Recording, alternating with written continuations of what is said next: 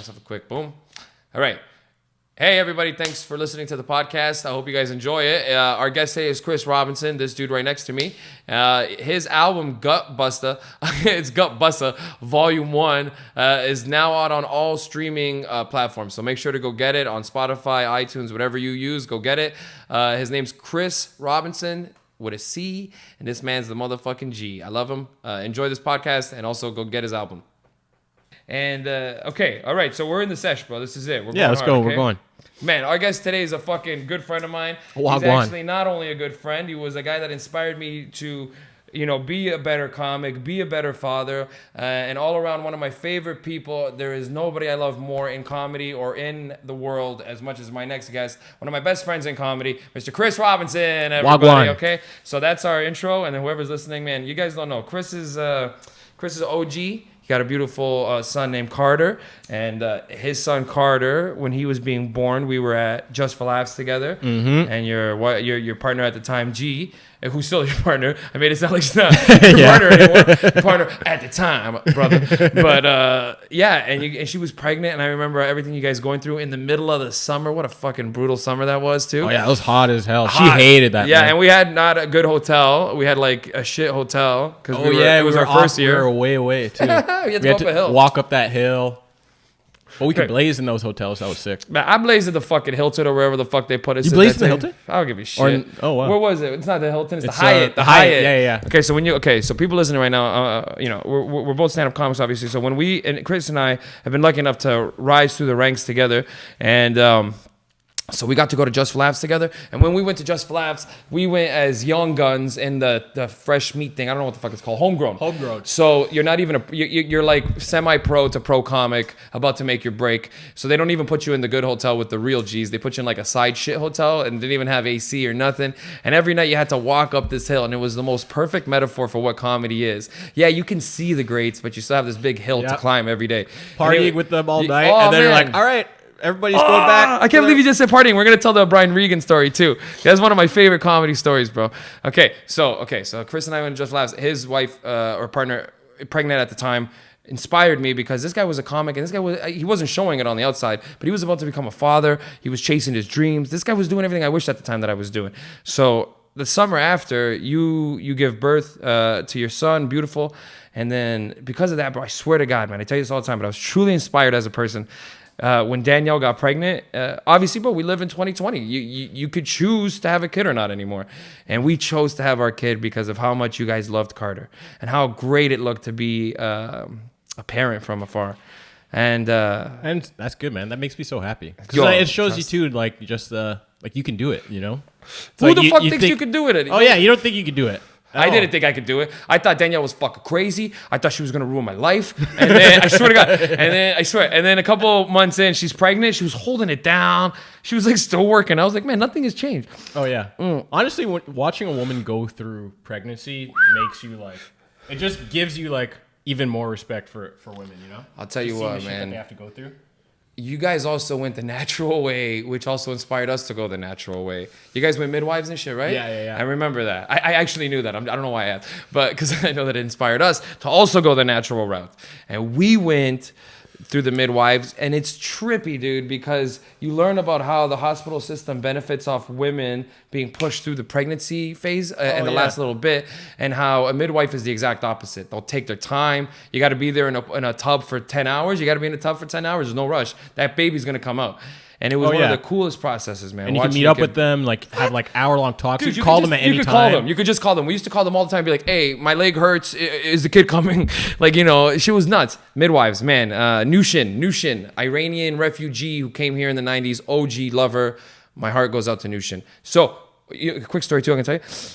Our midwife didn't even show up because she was in the middle of another birth when our birth happened. Oh, shit. So we had to get two backups that came. I think that happened for us too, actually. We ended up having a backup. What a fucking crazy couple minutes it was, like introducing yourselves like, hi, in the craziest moment of your life. Okay, so let's get back to things. Okay, so we're talking about fatherhood. Your kid is what, 3 now? Yeah, 3.5. 3.5. Man, and you post videos of him and you dancing. What's your favorite thing to do with your kid? Probably like go to like the forest. Oh my just God. Go out to the woods and like just fuck around. We come up with like games and shit like that. He's like, You know, that's what it's so fun just watching his imagination, you know? Oh, and man. like, or like you just do one stupid thing, you know, you'll be like, you know, I'll pick up a stick and like throw it at a tree or something. He's like, yeah, let's play that game. Yeah, and yeah, it's yeah, like, yeah. oh, I didn't know that's a game, but yeah, sure. For the next 20 minutes, we're just You're fucking whipping- hucking chicks, oh, man. hucking sticks at trees and shit. Watching Bro, your kid do shit. we went down to the Humber River 2 days ago. We're walking through the woods and shit like that. And then we're walking, and all of a sudden, this dog like comes out of the path in front of us. I'm like, yo, who the fuck's dog is this? Like, just like running around off leash. I'm like, yo, why does this dog look so fucking mangy for? And I'm like, holy shit, that's a fucking coyote. Dude, I was like, in bro, Toronto, I man. shit bricks, man. So, man, I shit coyotes in fucking Toronto bricks. are fucking mangy. They're scary. And they look like dogs at first. And then Yeah, your I thought it was eyes just like a knows. big German Shepherd or some shit like that. Yeah, where, right. like, it kind of looked like that. And I was like, yo, what the fuck? I'm like, yo, why is this dog like just staring at us? Like, Man, it was so I love weird. that, man. And then we 'Cause, like, yeah, then we booked it. you know, it might not even feel like it, but your survival shit would kick in if it needed to. Oh yeah, I did. Like I got shook. I picked up Of Carter, and, course, like man. kind of ran away and started like clapping. And, But like, we were making at a loud park noises one and time shit. when Aaliyah was little in BC, and a dog started running towards her. And I remember in my head, I'm like, if this dog keeps charging towards my kid, it's gonna catch such a fucking kick, dude. yeah. I wouldn't even think twice about it. A dog versus my kid, you're done. Oh, hell no. Dude, I'll destroy you, man. For and so sure. this dog kept charging, and then I don't know how the owner didn't see it until then, and the owner's like, yeah, hey! And the dog just kind of stopped, and I remember just, man, it's like it turned off, like my eyes went back to normal, like a shark's eyes when it turns black or something. Bro. It's like that. I know one time we were at a park, and I was it was like at a park that has workout equipment. So my back was turned, and I was like doing some chin ups, and then I just heard some guy going like, hey, and like I jumped down and I turned around, and this fucking big ass dog. It was like a German Shepherd kind of like mix or something, and it was just right in my son's face. Just like they were just like looking at each other like, and I'm like, yo, and this guy like. You know how most times if someone's dog runs up to you, they'll usually be like, oh, he's nice. Like, he's okay. Like, don't worry. He's all right. Like, this guy didn't say that. He was just like, oh, yeah. Yo, come back. Like, he looked worried that the fucking dog was in front of my fucking kid's face. Man. And, bro, I was so fucking cheesed. And then eventually he, like, called the dog over and, like, put the leash on him and shit. I'm like, and, like, you could tell when he was holding on the leash, like, he couldn't control it and shit. I'm like, bro, if you can't even fucking control it on the leash, why the fuck you letting it run around without the Man. fucking leash on? These people with the dogs that they can't control. If you watch YouTube videos, there's like compilations of people's dogs getting away from them and them getting murked. The worst is when the dogs attack other dogs and shit like that. Oh, yeah. You see those videos? You ever watch that shit? Like a dog just getting fucking murked by another dog. The internet is so deep, man. What's the worst thing you've ever seen on the internet? Can you or like top 5? You don't gotta give me your worst. Oh, yeah. bro. One of the worst things I think I seen was there was a video. It was like in Mexico, and there was what's it called? Not a flatbed truck, a pickup truck. Yeah. And in the back was filled with like, I swear to God, it was like at least 20 people in the back of this pickup truck. Pickup truck.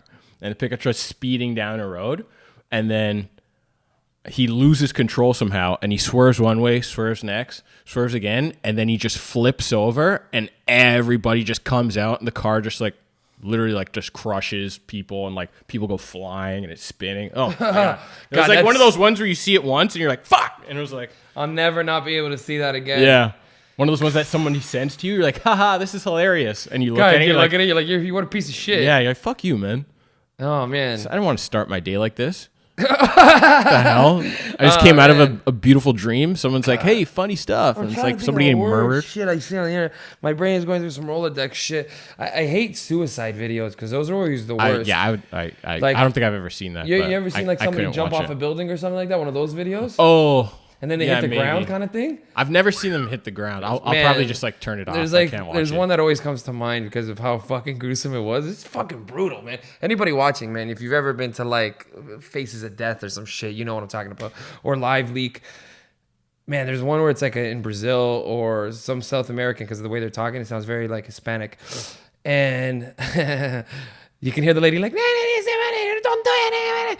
And you could just hear it. And then as soon as Buddy jumps, you could just hear all the women in the crowd go, wah!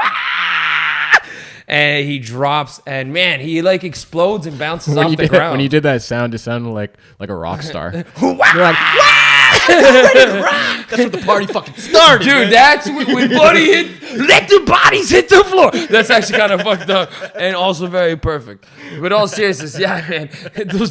Man, honestly, man, I've spent half of my life in the washroom just going, watch it, dude, man. If you don't do that kind of shit, yeah, okay. But seriously, man, if you don't do that kind of, do you sing when you're by yourself? Are you a big singer? Oh yeah, I sing, I dance. Mostly dance. I'll like dance by myself and like sing random songs and shit like man. that. What kind of music yeah. you sing when you're by yourself? Rap music, fucking oldies. Love the oldies. I put this right beside you. Anything, just whatever's stuck in my head, you know. Sweating to the oldies. Even my kids' shitty songs, you know. What? I will rock out some Wiggles. People don't even know. Yeah, man. Or what's her name? There's this one that he found on Spotify. This fucking kid, Jojo Siwa. It's like this girl, and she's like, I don't know, like 12, and she just makes pop songs, and I'll just wake up with it stuck in my head, you know. It's brutal. Just doing random shit and. Man, did your kid ever go through the Joni stage? Where he liked that song, What's Joni, that? Yes Papa, eating sugar. Oh, no yeah, papa? yeah. Oh, yeah. I didn't even know what the name of that song was, but She's called Joni, bro. Yeah. Yes, Papa, eating sugar, no papa, telling lies, no papa. Open your mouth. What? My daughter will sing that in 3 different languages right now because we'll give her my daughter's at a stage where she can poop by herself.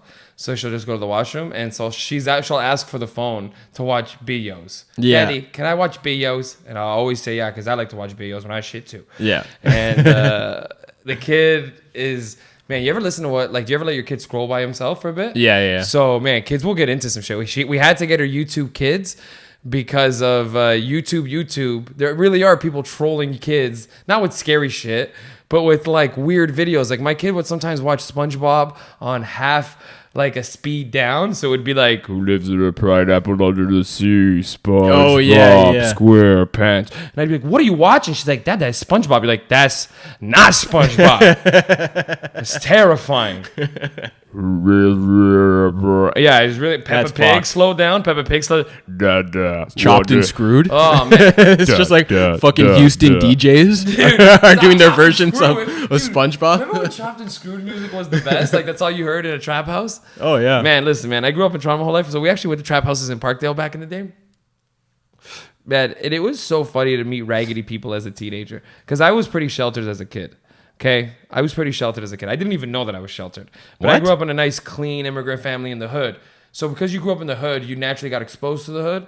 But at home, my parents tried their best to be good, be religious, be all that kind of shit. But that shit kind of dissolves as you become older. But yeah, man, trap houses and scummy teenagers, like who for real were already like chopping dope, cutting it. And do you remember when you met me, like the kind of people that I still ran with? I used to run with like scums. Yeah, I definitely remember there were all like hood dudes, kind of, who like, you know, for some reason it was like the jersey, oversized jersey time with the maybe some leather. You used to rock the leather vest. Man, I used to rock the leather vest on stage. Yeah. Then I had to evolve to jean, like the shaved head. Everybody had like a shaved head. We all had shaved heads, little goatees. Very 90s influenced, very 90s gangster influence. It's so funny. So that's the kind of shit we used to roll with, man. But we used to see scummy like teenagers, man. Scummier than your normal. Can you think of the scummiest person you've ever met in your life? Somebody you're truly like, man, pure fucking scum. Scummy people. I always think. I mean, I see a bunch all the time. Yeah. Like just like randomly, but nobody who I really had any like constant dealings with or anything like that. You know, I guess there'd always be like, there's like some guys in high school who like, you know, he got kicked out of another school, so he came to your school for like a month, and then he like fucking stole somebody's backpack and what's wrong with those some kids? shit like that, and then he gets kicked out again. You know, like there's always those random kids. Man, I always think of scum. I remember the first time I went to like a kind of a trap house type thing. Sick. I think I was like 14. Yes, man. And it was I was staying with my grandma for a summer, and my brother got kicked out because he was like OG. Yeah, he was just didn't want to be in Jehovah's Witness anymore, and like he got into just like live that lifestyle. Yeah, and just live that. Fuck, we should talk about that hood lifestyle shit. The Joho. So we one day he's like, "Yo, I'm moving today. Like, can Christopher like come help me move? And my grandma's like, yeah, sure, whatever. So he's like, all right, you can come with me. And then we literally just like drove around all day, and he just sold crack. Classic shit, man. It was like such a weird Man. experience, but it was like fun because I hadn't seen my brother in so long. So I'm like, I'm down to like just do anything and hang out. And he's like, Man. all right, you can come while I sell some crack. And Man. I'm like, okay. You It know, was fucking crazy. But yeah, well, the first house we went to was like, God, what a great story. That's a good weird. story, bro. That shapes you as a person. yeah. It was like weird. Like the first house we went to was just like in this dude's basement. And like, I don't know. It was just so surreal because it was like a movie, you know? Like, I don't know. I didn't even really watch what they were doing. I think he was watching. There was like porn on the TV, and it was like, what? How do you just like have people over and you play porn? You guys want to watch this with me? Yeah. Is it cool? Should I pause it? You guys want to watch the beginning? Pause? She Should I pause? she gives a mean blowjob off the top to the doctor. I think he's a doctor. He might not have his degree. I'm not sure. Hold on. Should I rewind it? Hold on. Let's rewind it. Look, yeah, you see there in the back. It looks like he's a real doctor. Imagine being a doctor and being a porn star. You're like, what? This guy's brain is fried, man. Oh my god, yeah, man. Yeah, it was crazy. I have a relatable story, and the dude wasn't my even brother. He was just okay. As a teenager, I was the only musician in a group of very gangster teenagers who grew up in the west side of Toronto. I was the only one who played guitar, played trumpet, played piano and shit like that.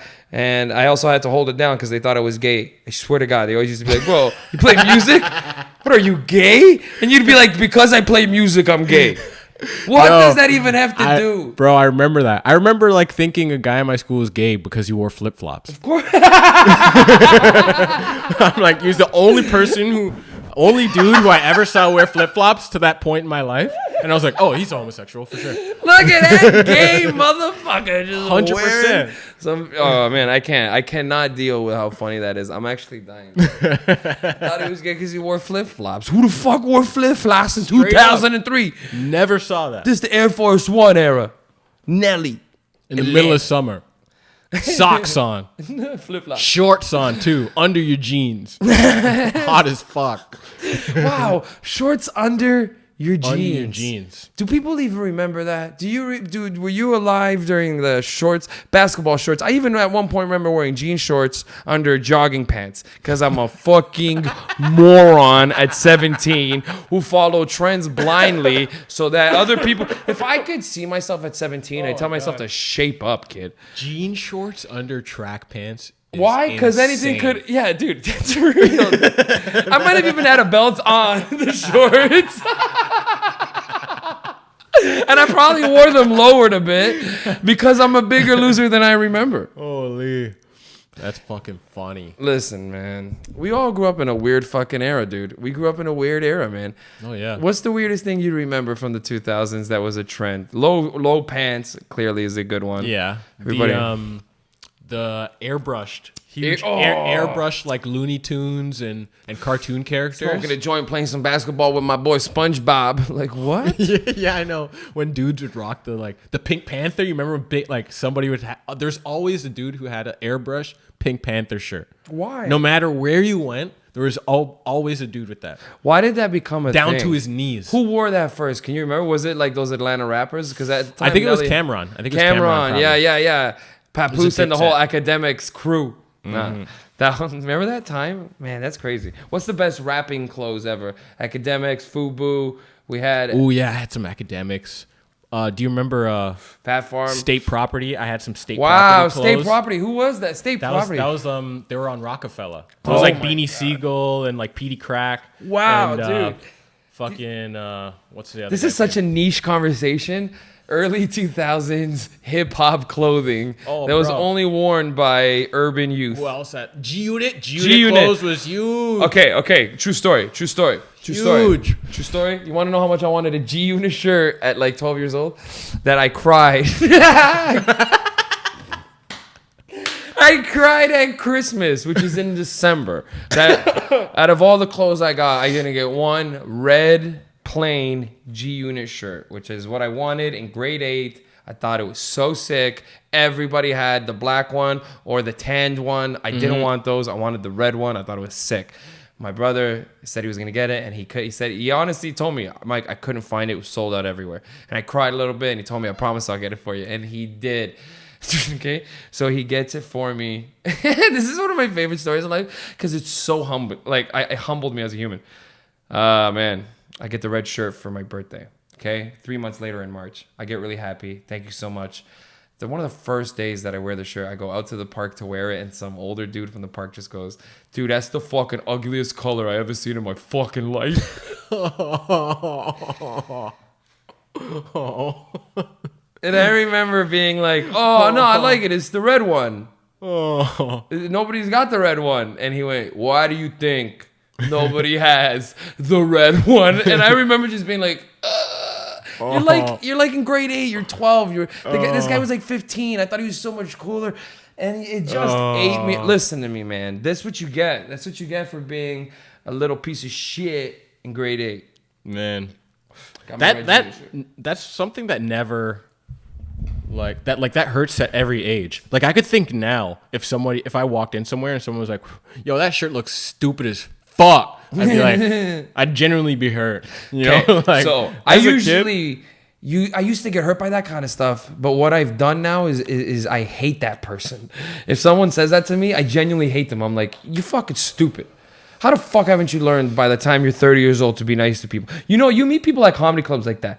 People who are getting drunk with the comics who aren't comics. And you're like, fuck is this guy? Fuck is this stupid idiot talking like because he's talking with the comics, he can like let loose a little bit more or something. And then by mistake, they'll like insult one of your friend comics because they're not there. Like, what was the deal with that guy earlier? And everybody will look at each other like, what? You're like, bro, like, that's my friend. That's my friend. What are you talking about? You know, I love the corner. But man, the corner has so many funny drifters like that just come in and they're like, yeah, this is where comics meet up and talk shit. That guy, what's his name? Fucking Robert or something? Yeah, I don't even know his name. You know what I'm talking about. He's a goof. Yeah. I fucking hate that guy. I had to tell that guy off once. Oh, yeah. Everybody had to tell that guy off. He left. I told him off a couple times, yeah. He left. That was so funny. I remember one time. No, okay, we can maybe blur out his name or do some shit after or whatever, but I was going to tell you a piece of story of how big of a piece of shit this fucking guy is. The corner. This is just weed related as well. So we're at the corner. We go out to have a smoke after the show and shit like that. I asked like a couple comics, like, yo, you want to come blaze? Hit this blunt. So we go outside, and then this guy just comes too, and I'm like, okay. So we're smoking the blunt or whatever, and then this guy like just invites himself and starts hitting the blunt. I'm like, bro, who are you? And he's like, oh, I'm like, what's it called? Like, we know each other. I'm like, no, we don't. How are you gonna tell me that you know me? We know each other if I just asked who are you? What are you talking about? You know, the guy who knows you. I'm like, you know, you could at least just be polite and like introduce yourself and be like, yo, you guys mind if I like hit the blunt or something? Like, then that's like humble, you know? You can't just like invite yourself. And he's like, okay, yeah, whatever. I'm like, all right, yeah, whatever. You can hit the blunt. Dude, so this guy hits it. There's keep more? talking. Finish the blunt. We're talking and talking.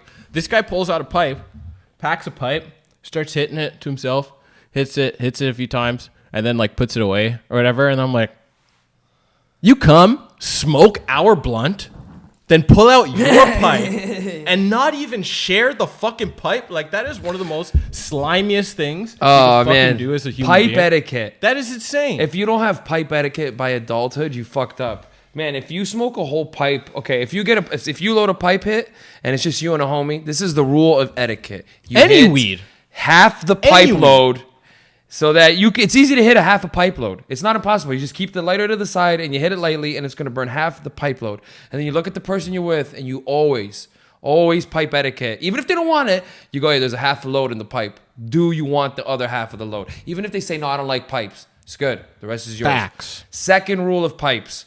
Do not burn the top part of the weed to yourself. That is a selfish move. Unless, this is the truth, unless you're smoking with people.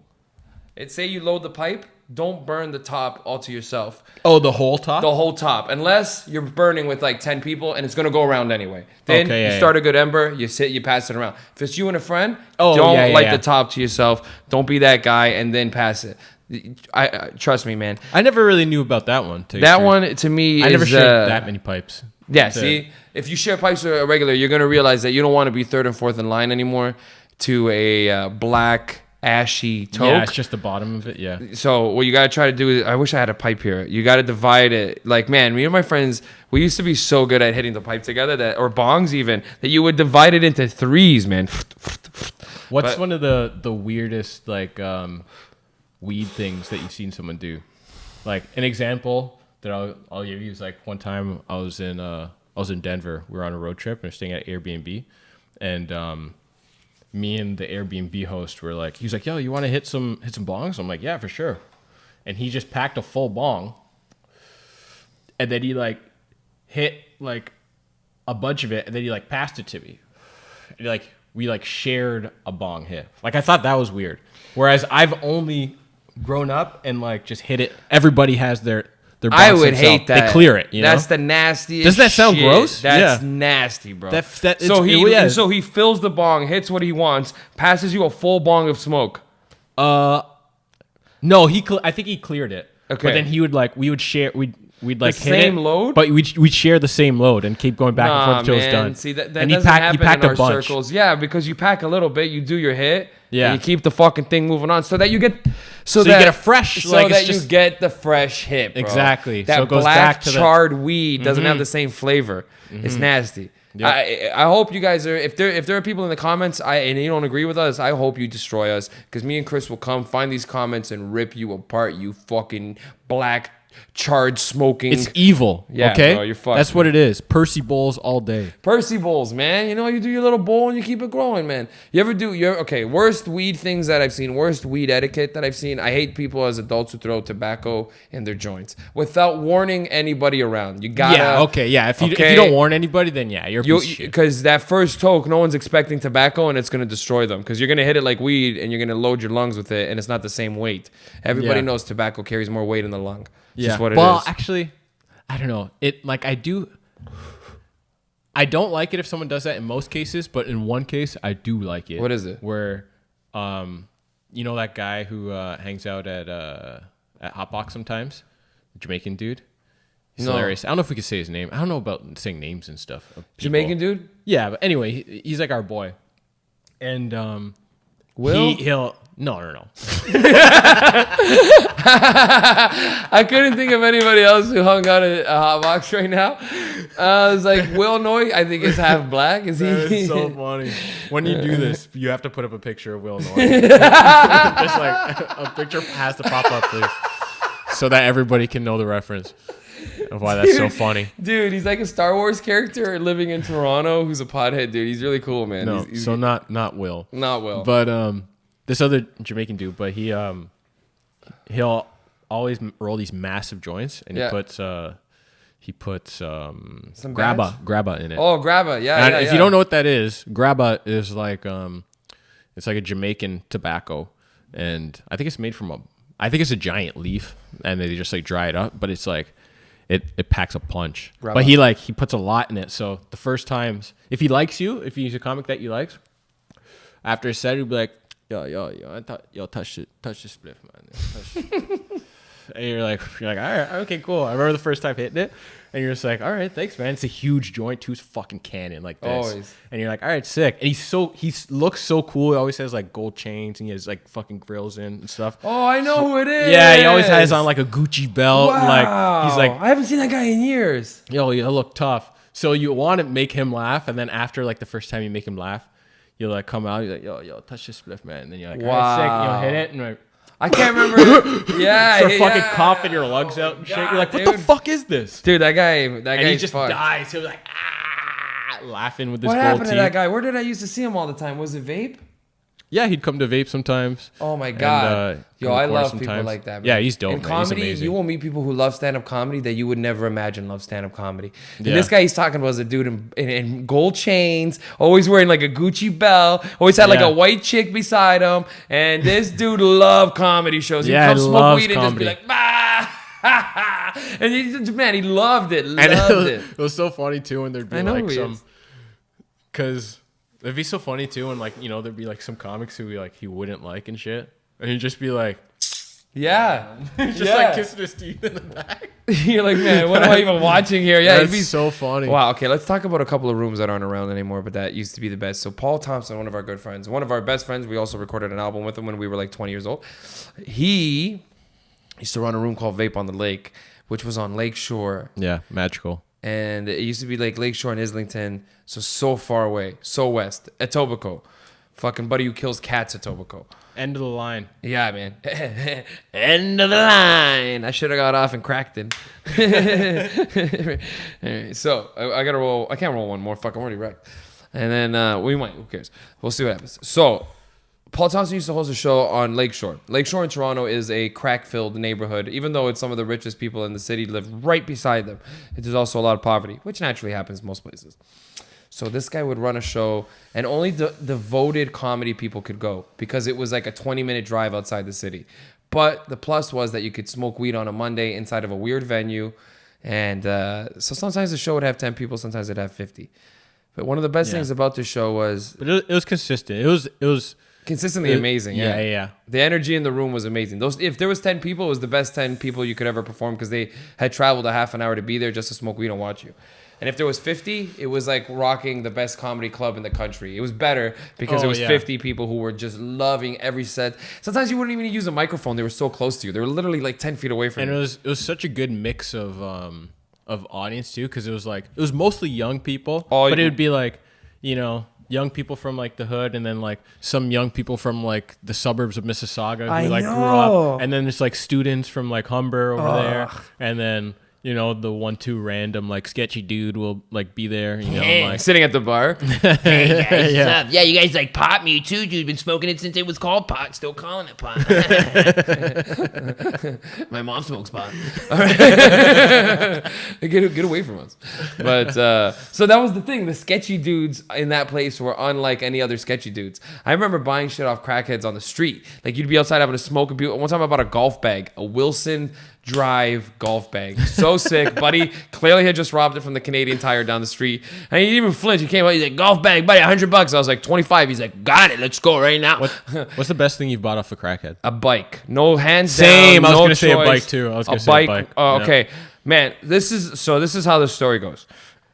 This is going to be a kind of a shitty story to tell because as an adult, I realized what happened later on in life. So what happens here is my bike gets robbed as a kid. I live on Lansdowne in Toronto, a crackhead neighborhood. My bike gets robbed. My father is really sad. He goes, I'm sorry, Mikey. We don't have the money for the bike right now. I'm about 16 years old, 15 years old. I'm about to get a job. So I started working a couple months later at the meat shop. And I remember bumping into this crackhead that I had bumped into, let's say like a week after I had my bike stolen. And I was like, man, if you ever get me a nice bike, let me know. I swear to God, like 2 months later. It's one of my first paychecks I get. This fucking crackhead sees me on Lansdowne and he flags me down. Hey, come here. And I remember like, what do you want? And he's like, come here, I have a bike. You want to see a bike? And this guy sold me a fucking crazy, like 6-speed ripper bike, thin tires, so nice, thin, like you could pick it up with 2 fingers. Sold it to me for $100. I asked my dad at the time for $50 because I was making minimum wage. I started making minimum wage. I was making $7.75 at the time, so I was making fuck all. So $100 was a lot of money. So I asked my dad for $50. My dad cuffed me to 50. I went back for the 50 and I bought this crackhead's bike. And now as an adult, I realized you shouldn't buy bikes off crackheads. Yeah. Because there's somebody else's bike that they robbed from somebody else. And you're in the same. But when you're young, and you're like, when you're young, you're like $100 for this thing. Are Yeah. you crazy? Right now, buddy, don't sell this to nobody. And he's like, I wasn't planning on it.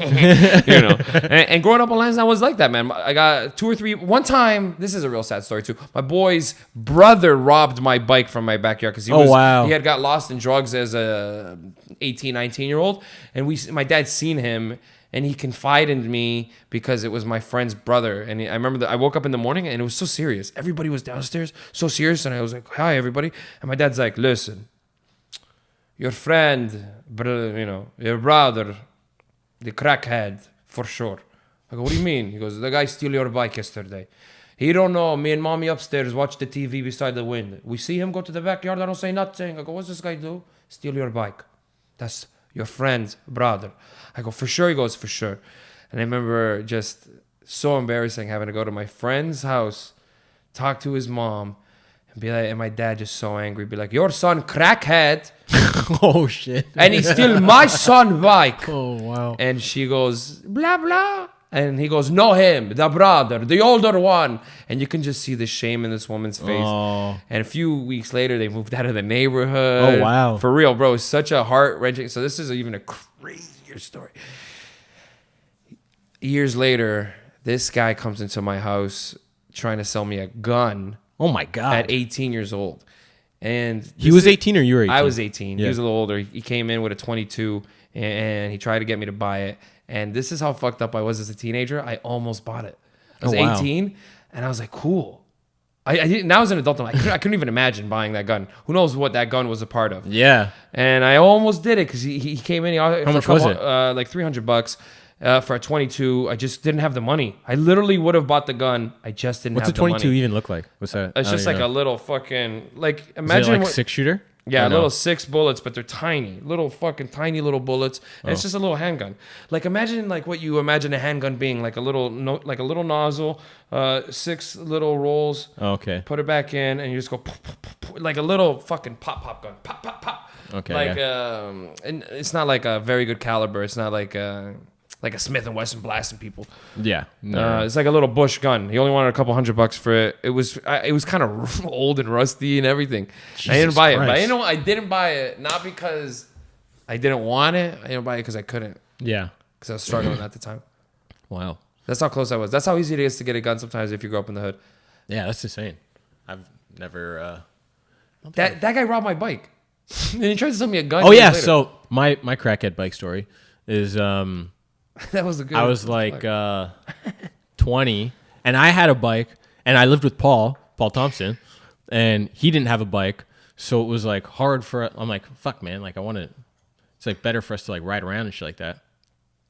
And I was like drunk outside of Dog's Bollocks, wow, on Queen Street, and then I came outside, and there's like a crackhead, and he's like, yo, I got this bike. Anybody want to buy it? I'm like, yeah, I'll buy a bike. I'm like, how much is it? And he's like, $30.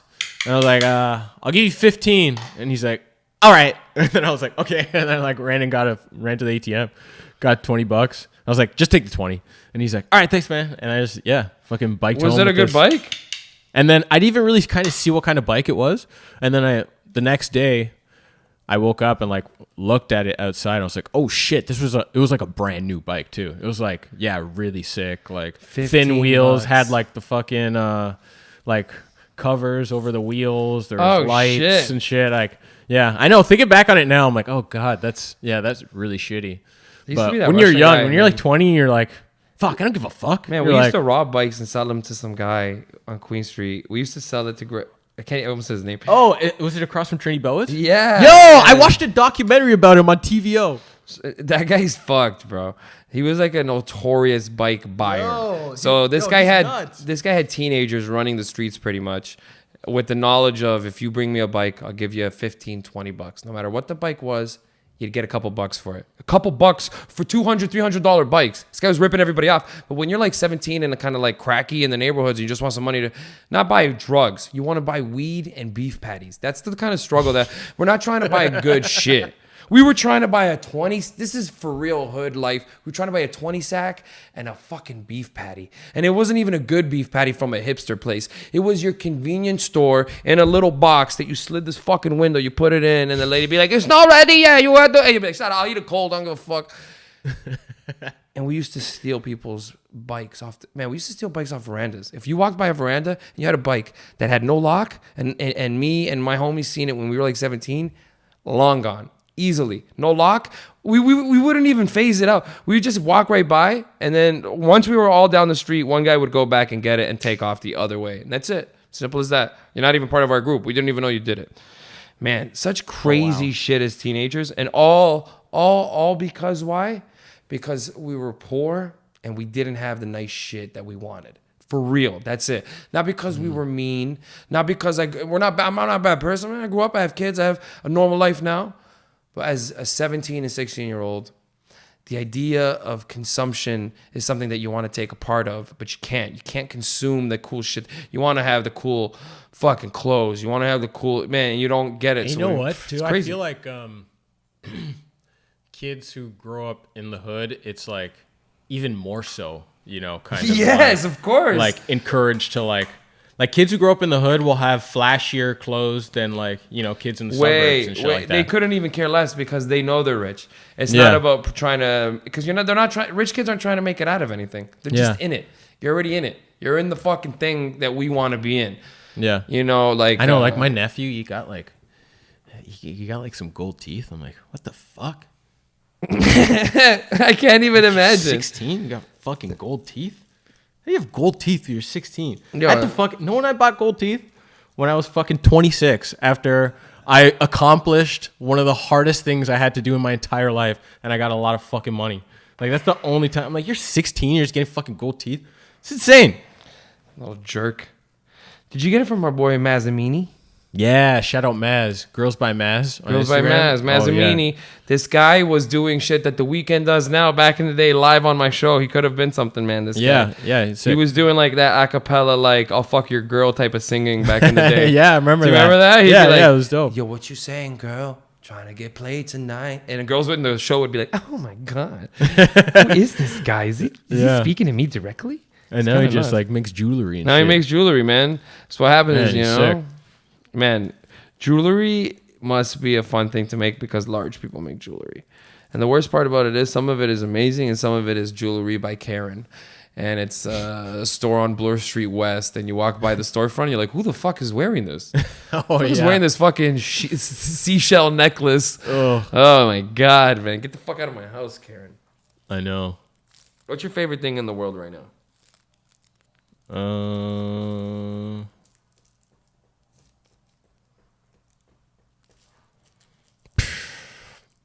I don't know. I'm gonna tell you what mine is. Yeah, you go first. I'm gonna go first, and I'll give you some time to think, because I just thought of it right now. I'm really enjoying, because we're in the middle of the whole pandemic, and it's really been enjoyable to watch. And I'm enjoying the idea that humans are somehow smarter than the smartest people in the world. And not that we have to put trust blindly into them. Wait, what? Okay, so the people on our like Facebook or okay, let me put it this way. People who won't believe in experts anymore because they don't believe in experts. They just don't, I don't believe in experts anymore. Those people are my favorite because of the idea that like it's only in the field of medical science in which you don't believe in expert.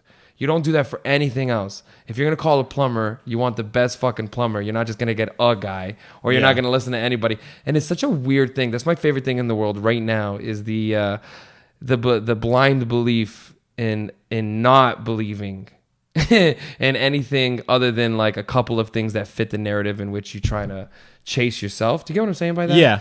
Well, yeah. I mean, like in this day and age, you can find any type of article or any type of thing to justify what kind of viewpoint you want to have. Yes, you know? man. So okay. like, I mean, okay. So we were talking about this off camera before, was the inflation of the numbers. Like I'm right down the middle on this whole COVID thing. I believe that it's like kind of overblown. I also believe that it's killing a bunch of innocent people who are just old and fucked up and sitting around and now they're dying because of it. And it sucks. Sure. Okay. But my favorite thing is like how people are, that's like the base level of conspiracy. You're like, I can believe in that. I can believe that the numbers are inflated. I can also believe that a bunch of people are dying. Sure. Yeah. Mm-hmm. But then there's people who are getting deep into it, like the 5G microchip, Bill Gates coming for your kids shit. Yeah. Dude, that's my fucking favorite. I really love that kind of stuff, man. I hope all that stuff comes true. I hope all of us get chipped. I hope we all get vaccinated. I hope Bill Gates really does turn into Satan. Wouldn't that be like man? That would be insane. What's your favorite that would just thing? be like really funny because like he's such a nerd. Dude, you know? how great like, would that be? Imagine him like ruling over the fucking world, but he's just still such a nerd. He's like, I warned you, guys, the meek will inherit the earth, and I'm the meekest motherfucker. He just starts growing, not even a good horn, like a little wee horn. Oh man, I like that kind of shit, man. There's a lady on. But you know what? Like straight up, fuck Bill Gates. Like, give me more. I want in on it. Just literally because I hate fucking Microsoft technology. Wow, you're so fucking funny. Straight You're like, up, I don't even give a fuck about the dude. I don't- give a shit about his All the shit that he's been selling fucking gets viruses like crazy. It always breaks down. Always have to reboot shit. Okay, always wait. getting the fucking red ring on the Xbox. Dude, what you just fucking said- had to send it away, get another one. That one gets a red ring. No fucking warranty on the second one. You're like, fuck you, man. I'm never fuck Bill Gates. And Microsoft Vista can suck my dick. Yeah, but what about Windows 95, bro? Windows 95 was the last good thing that he did.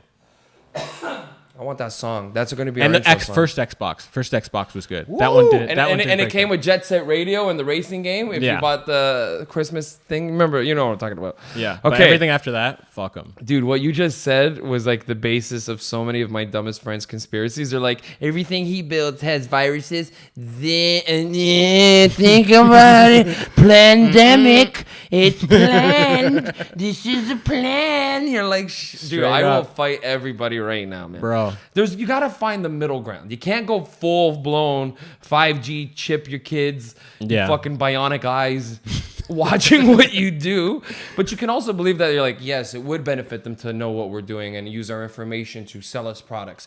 See, Yeah. I can believe that. Obviously, Oh, that's already 100%. happening, right? Yeah. But these people post this shit on Facebook. You've already given up some of your freedom if you've got Facebook, for Christ's sake. I know.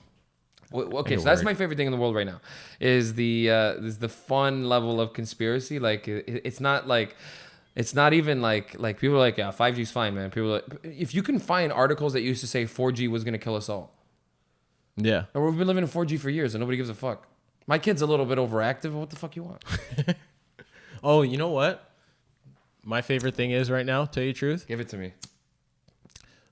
I've been like researching a lot of like Toronto animals. Sick, yeah, no kidding, buddy. You seen that fucking coyote? Yeah, You're like, that's it. What else is living in a fucking city? I seen deer. You ever seen a deer in the city? Never seen a deer. Jesus, Mill, I'm sorry.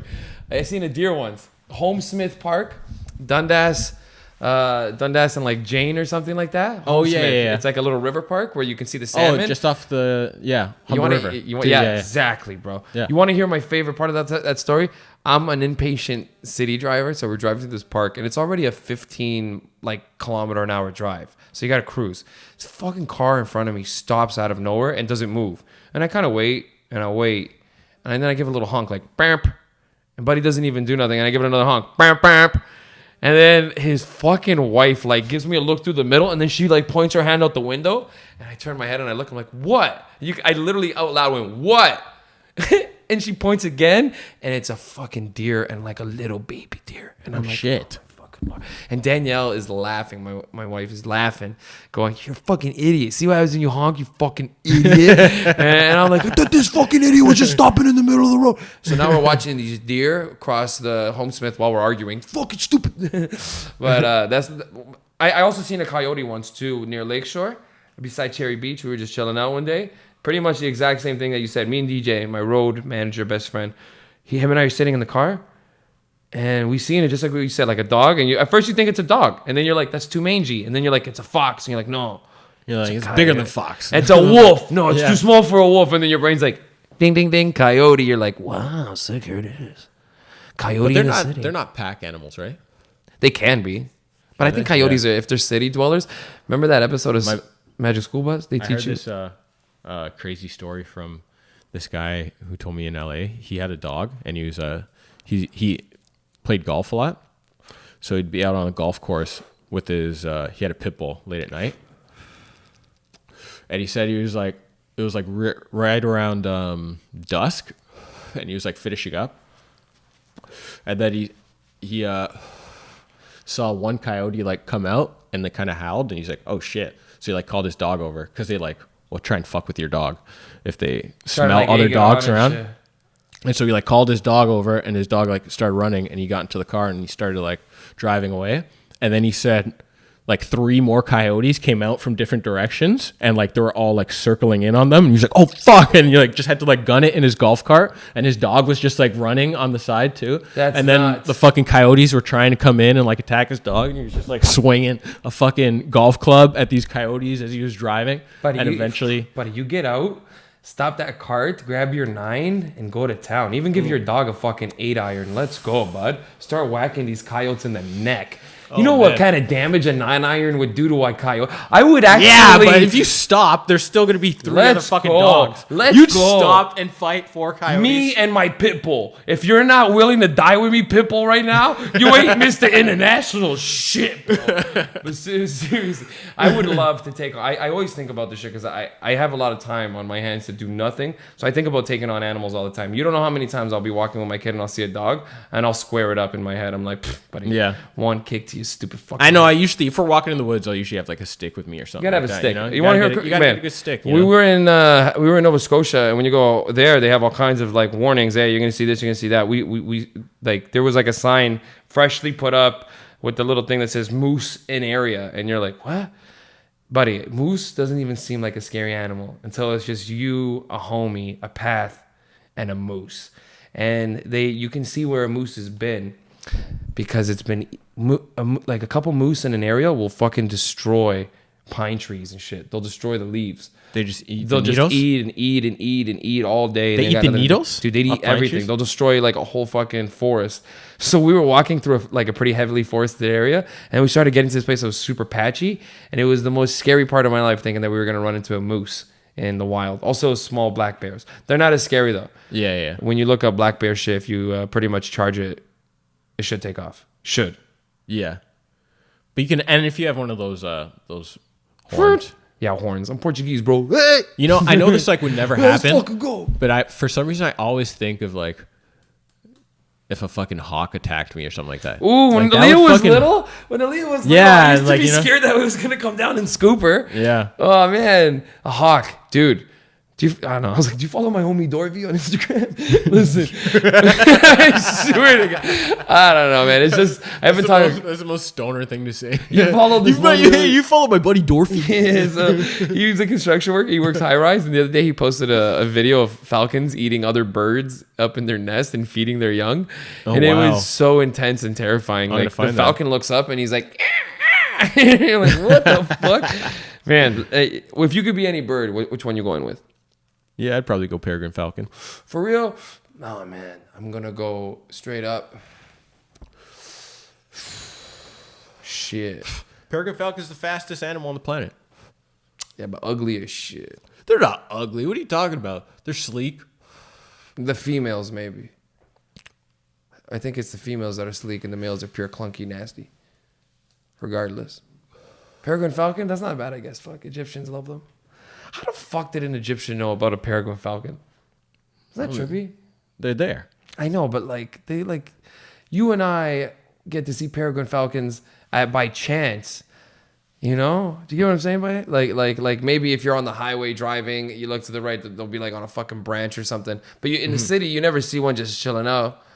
No. Only randomly. Randomly, man. So like that. I guess that's why they were considered godlike. Because you imagine you're just walking through whatever fucking ancient Egypt, and you look up, you see this crazy majestic bird, and you're like, God, those people are tripping the fuck out. And also man. too, take in this is like hilarious. That must have been times before we fucked up the planet and shut so down. Maybe so there's pigeons. way more populations of like animals and shit. God, yeah. Okay, quick note on that. I've been up in Wasaga Beach for the last 2 months, and there's been very little human interaction up there. Mm-hmm. Buddy, my backyard is nothing but cardinals, little chickadees. Oh, nice. Blue jays and shit. Oh, man. In the morning, not every morning. Fuck, I can't say every morning, but most mornings, there's a woodpecker, bro. Oh, and yeah? it is the coolest sound in the morning. And you're like, shit, he's here again. And it's so loud and distinct. I'm surprised woodpeckers aren't a more popular bird. There should be. You ever watch Woody Woodpecker? Yeah, of course, man. Is that show like what happened to that? I don't know. I think it was just like an old show, and then it. Like, what was the humor in Woody Woodpecker? What was funny? Was it just his laugh? I think he was like really horny all the time. Was he horny? Was he a horny little bird? Yeah, I think he was like. Can we cut to the producers? Really. Do you guys know what Woody Woodpecker? Why he was funny? What was funny about Woody Woodpecker? Was it the name Woody Woodpecker? It's 3 little penis jokes. What is it? What was he? He was a shit disturber, like Woody Woodpecker. And then he would laugh. He'd be like, yeah, right? Remember when you were a kid trying to master the Woody Woodpecker?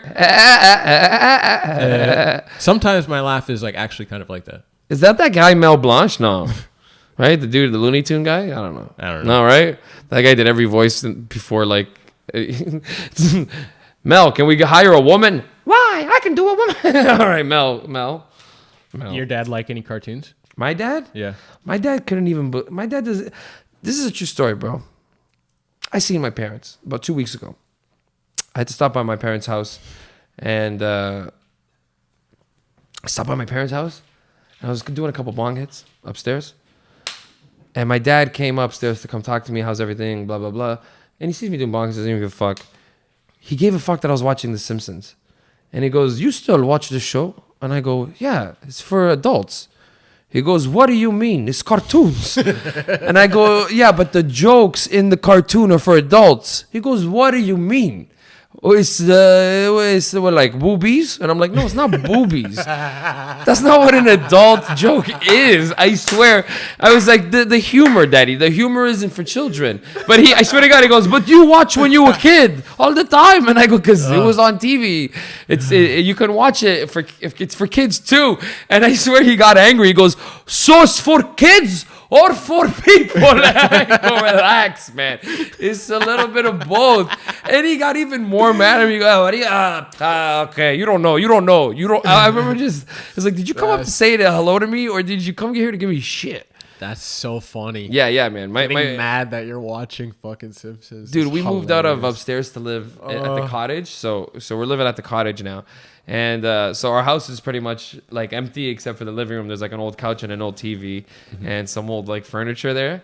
Just so and I sort of I was like, do you want me to take this stuff? I could throw it out for you. He's like, leave it. Sometimes I come up. I'm like, you come up to the house? It's empty. He's like, it's nice. It's quiet. I sleep.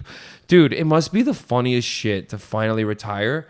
Okay, my dad came here as an immigrant, didn't speak the language, just worked for all those years. And now he doesn't have to do shit. And I asked my mom, is he okay? And she goes, yeah, he just sleeps. It's true. Remember when you were a kid, you're like, how do just dad sleep all the time? He's just been waiting. Yeah. He just worked, and now he's like, I'm done, and he just sleeps. Now just chill. Dude, I call home all the time. Ma, you okay? Yeah, how's daddy? Hey, he's sleeping. It's 11 in the morning. He wake up very early, 5, 6. Why? Huh? Dude, it must be fun, man. It must be cool, because he I don't know. My dad's also ex-military, so he's kind of nutty. Oh, really? You have any military people? No. You grew up Jehovah's Witness. Yeah, that's like a whole different type of military type thinking, where military religious dads, military. Religious military, like man. Oh yeah. What age did you break out of that? When I was 19, like 2 months before I turned 20. Is that a normal thing for a lot of young people in the Jehovah community To leave? Yeah. I mean, no, it's probably like 50-50. Really, like Yeah. Still that fucking high? Yeah. Bro, like a lot of people stay. Well, it's because like. What the fuck am I talking about? I came from Catholic people, and lots of my friends still post all the time on Facebook and everything like, Jesus, thank you so much for helping me. I'm like, what are you nuts? Yeah, I know. There's some people who are like, oddly like super religious. And I'm not like anti-religion. No, you can't be. There's nothing against it. It's just surprising that so many people like. But, some people just need to be told how to live. I know, man. Like some people just can't like. Bro, is that a failure of the system or is that a failure of parenting? I don't know. Like in some cases it's good because it helps people who are like, fucked up, and it gives them like a structure in life and like guidelines to live by and stuff because they don't have like, the proper self-control on their own. But that's so strange to me. Or some people and then like, then your whole family gets into it and then it's like, well, everybody else is doing it, so I'm going to fucking... But I gotta do it. They get you as kids, though, man. Yeah, I know. But there's people who join... The only shitty thing is it's like, they're like, oh yeah, you can leave whenever you want. But if you leave, nobody's ever going to talk to you again. They just can't, right? They just can't be believers and also talk to you as a person who's left. Yeah. Yeah, so it's pretty whack. But... And it sucked. Like, do people break those rules though? Like if you go talk to one of your aunties, will they say hello to you, or will they have to be like Christopher? Yeah, like the church. It's like if it's like quick or something like that, but it's not like any planned like long. You can't be going out to like no family dinners because you're not part of the same Jehovah family. Yeah. That kind of. The only thing I'm witnessing is some bullshit right now. Tell me about it. Am I right, Jehovah? Yeah, it was like We had it's Jehovah's. just so We had boring. Jehovah's in the Portuguese community, and we were actually instructed as children to not open the door. That's a true thing, man. And Yeah. I felt awful. I felt awful because they always seemed like nice people, dressed nice, And they are nice, you know. they're just guided in a way that isn't the way that you would want to be living your own personal life. Yeah. That's the way I feel about most religion. I don't even give a fucking. I used to be anti-religion, and when people were religious, I thought they were dumb, and I don't even care. Yeah. There's a way worse than religion right now, and it's people who are the religion of the misinformed, like the people who have the hatred for the wrong thing, like racist people and stuff like that. To me, that's way worse than religious people. Oh yeah, of course. Like that's its own worst religion. People who are just so misinformed. People who have never met a black person or a Muslim person in their fucking life. Bro, I hear this shit at the cottage. I'm in Wasaga Beach a lot, and that's far enough out of the city where if you're white people can fine you to thinking that like off-white humor is okay. Oh yeah. We had a lady at the superstore say a lot of black people today. She said that to me. What do you mean? A lot of black people today. I was like, "How's your day going?" A lot of black people today. I swear to God, I don't. And even you're like, so it's I didn't like, even what know is what, that? I didn't Yeah. even know. You know when you don't know what to say, so you just go, "Oh yeah." I literally, "Oh yeah."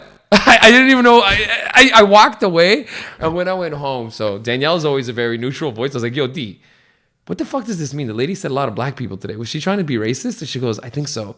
I think she wanted you to like get mad." And I was like, "But I didn't know what to do." I just said, "Oh yeah." A lot of black people today is one of my favorite things. It confuses, bro. You ever have somebody That say is something to very you that confusing. plays in your head for years and years to come? Oh yeah. Man, 100%. I have things that I hear in my. Do you have one? Do you have I have one? one. Give it Yeah, to oh, me. yeah. What is it? This is just a bizarre. I was staying at an Airbnb in Long Beach, California. Me and my girl were staying there, and this is like after G just found out she's pregnant. So the Airbnb host had to leave for a week. So her dad came to stay at the house. This old black dude named Oliver. He's like 70, and so he's like sleeping on the couch. So in the middle of the night, I go to get some water from the kitchen, and the fucking gas stove is just cranked all the way up, just flame in the middle of the night in the dark fucking kitchen. Wow. Blue flame just like fucking going. And I'm like, what the fuck? So I like turn this shit off and I walk into the living room and Oliver's like watch TV. I'm like, yo, Oliver, like the gas like stove was just on like in the middle of the night. And he was like, oh yeah, sometimes I just do that to keep the edge off. Wow. Wow, man. And like that was like one of those same things where I was just like, oh, okay, cool, man. Yeah. And like went, Oh, all right. Yeah. You just agree. just Like, yeah, all right. and like I can for the life of me, I've never been able to understand what the fuck that could possibly mean. I have no clue. Just to keep the edge off. Yeah. You have nothing to say to that, dude. There's nothing you can say to that. What someone says is the end of the street. And you just have nowhere to go because it's just not, you don't know how to drive down that street. Yeah. You know how psychedelic of a human being you'd have to be to agree with that? Dude, I get it, It's man. insane. I get what you're saying, Oliver. Before we We got to wrap. Yeah, We're that's- wrapping up. I know. What do you got?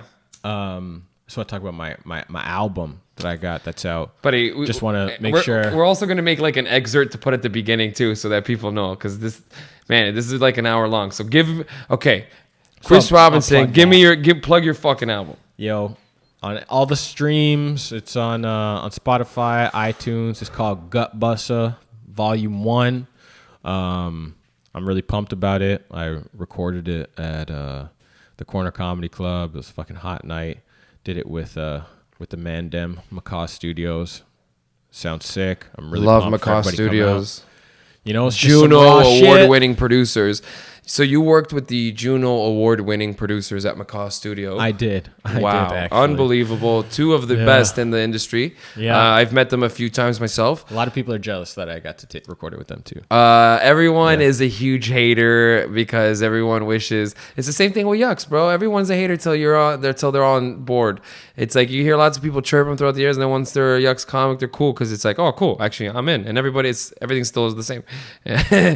Man, my favorite thing about your album is that this is your first solo record. Yeah, for solo one. You recorded an album with me and our friend Paul Thompson when we were just younglets coming Verbal up. Graffiti. You can Verbal go Graffiti. check that. That's on iTunes. Yeah, and that album Spotify. still brings me a couple $100 a year, so I'm still down with that thing. Yeah. You There's know, some random shit on there. Sometimes I get that $17 check from Barry Taylor too. I don't know where the hey, I'm sending you $17. Don't. I don't. It's not even worth me going through the app and putting it in. What a fucking headache. Oh my god. But yeah, it's my first solo one, so. I wanted to make sure that when I did it, I was. Can you give us some of your credits? This is how many things Chris has done in comedy before releasing his first album. Can you give us a little credit roll? Just for Laughs, homegrown runner-up in that 2016. Got Nigel. Fuck, I thought it was Keith. Nigel. Can you believe all of us didn't beat Nigel? Fuck. And nothing against Nigel Grinstead, funny comic, but we were all on fire. I'll tell you, Nigel beat us because his fucking microphone fell, and he made a joke like, fuck, biggest night of my life, microphone falls. Boom, the audience loses their shit. It's like, oh, go fuck yourself. That's not how comedy works, you fucking assholes. This guy, that's not part. Oh, man. No, Nigel. you can't knock that. That's a gift from the gods, you can't you know help it. It couldn't have happened to a nicer guy. It's not like it happened to an asshole that we could all hate. Happened to Nigel, who's our like white dart smoking fucking funny hat wearing motherfucker. Dude, he's great. He's like the best, dude. Yeah, that was sick.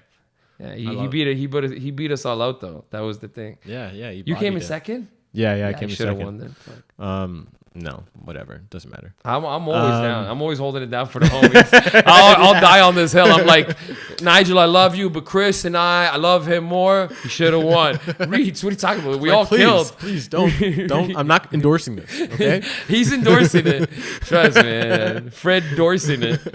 Listen, okay. So this guy's done Just for Laughs. This guy's done Kevin Hart's LOL. Yeah. Man, we all got to do crazy shit. The Sirius XM Talk Comic, dude. that year. This guy. Oh man, I always forget that. I remember one time I was like, we won that a couple months apart. You're like, dude, we won like in the same week or some shit. I was like, yeah, that's right. That was our big week. Yeah. Wow, that was a cool week. Yeah, you took home 25, and then I took home 10. And it didn't feel any less because we won it all together in the same week. Man, I remember that week us meeting up at the Corner Comedy Club. Yeah, and just like everyone partying out. Oh, sick. That was sick, man. Woo! Oh yeah. Oh man, shit, fuck. Top Comics. Top Comics rigged though. Top Comics rigged. every year after me. Every year after him, it's been rigged. You don't. And believe every year me? before me was rigged. Yeah. But, also, No, Chris won. No. Chris won because he's actually a murderer. No. That's so funny. Shouts out to Top Comic. That's fucking sick. He can't Huge, talk shit, but I can. job, I'll talk shit about whatever I want. I don't give a fuck. Top Comic Ben Miner, Illuminati. He's an Illuminati. I love Ben Miner Top too. Comic forever. Okay, wait. We got to get out of here. Fuck, that was a good conversation. We're going to have to do a part 2 someday. We barely got into anything because we just started.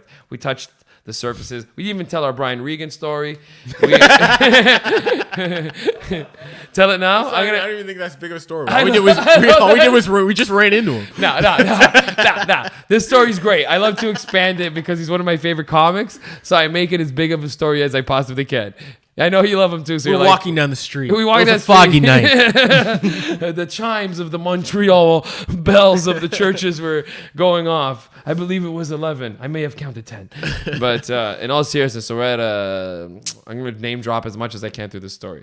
So me and Chris Robinson are having a couple martinis late night at the Laugh or Die party happening at Just for Laughs. Funny or Die. Funny or Die party happening at Just for Laughs.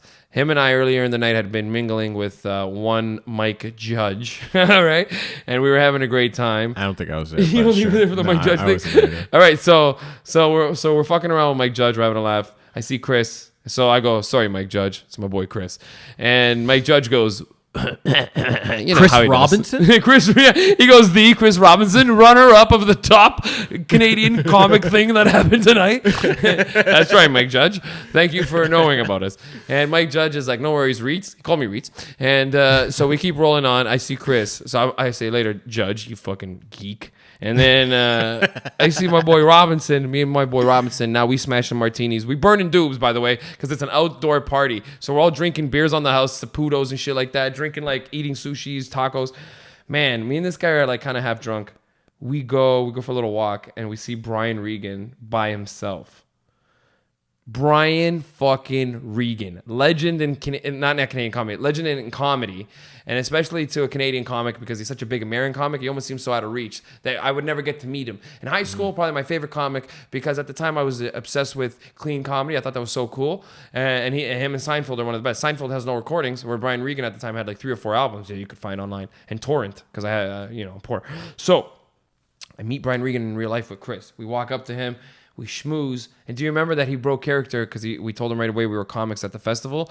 So when we met him, we're like, hey, Brian Regan. And he kind of had that thing where it was like he was going to meet some fans. Like, hey, guys. And we were told we were comics at the festival. And he was like, hey, so how's your show's been going? And we kind of talked to him for a bit. And do you remember that we got kicked out? We started getting kicked out of the party because it was closing. Oh, yeah. So now you, me, and Brian Regan are all being ushered out by some security guard. And I'm kind of half drunk. I don't remember if you remember this. I started getting lippy with the security guard. I'm like, it's Brian Regan, bro. It's Brian Regan. You can't kick out Brian Regan. This guy, he's one of the biggest. And Brian Regan was kind of drunk and awkwardly like, it's okay. Let's just get out of here. And that's our Brian Regan story. Was that with Brian Regan or Roy Wood Jr.?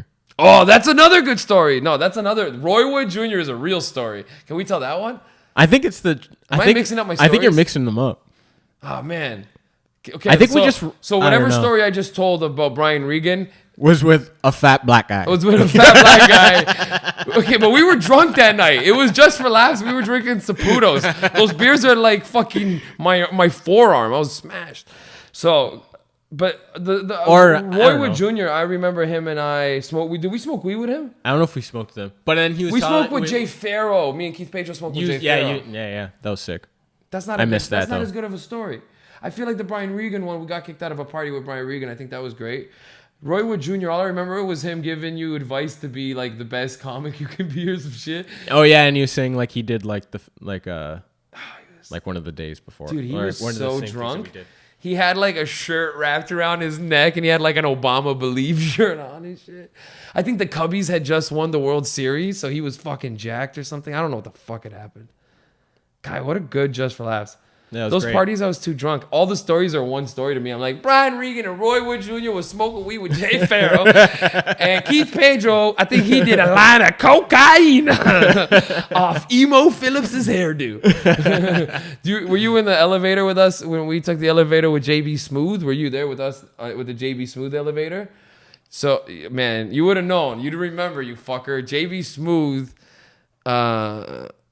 is the loudest person I've ever met in my life. You can hear JB Smooth at Just for Laughs from like across the Hyatt. Just being like, what are you talking about over there? And he's got that really like pronounced lisp, man. So you could just hear it around. Hey, where you go? Hey, could I get a drink right now? Thank you. Man, JB Smooth. You got to watch him do stand-up, right? Oh, yeah. I didn't get to watch him do stand-up at Just for Laughs. Okay, we got to wrap this fucking thing up. Fuck. That's been our stupid fucking session. This was fun. This was crazy. We're going to do another one someday. I love Chris Robinson. If you guys can, make sure to listen to his album. It's on every streaming thing, man. Chris Robinson, what's the name of it? Gut Bussa Volume 1. Gut Bussa Volume 1. You can't Bussa. Gut Bussa. I'm very white. I'm like, Buster. Gut Buster, like the sandwich. Make sure to fill up. Gut Buster Volume 1. Don Cherry approves, dude. But seriously. Okay. Thank you so much. I love you guys. Peace. That'll work. Yeah, man.